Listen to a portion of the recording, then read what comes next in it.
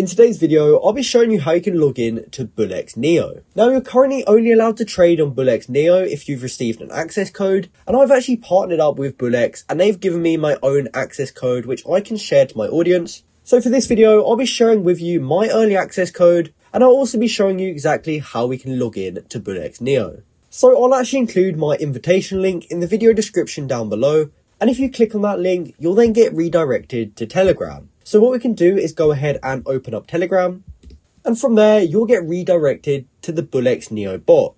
And what you want to do is just go ahead and click start at the bottom of the screen. Now once you click start, you'll see this message where it actually says, congratulations, your access code has been redeemed and we've now got access granted to Bullx Neo. So what we can do is we can seamlessly log in by clicking this login button. Now once we've gone ahead and clicked login, we get taken to this Bullx page, and here we will actually get given our private keys for the wallet which they've just created for us.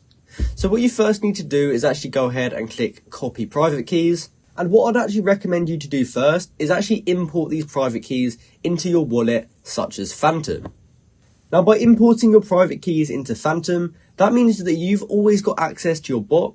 And that can be helpful because if you ever lost access to your Telegram account, that would mean that you'd also lose access to the wallet.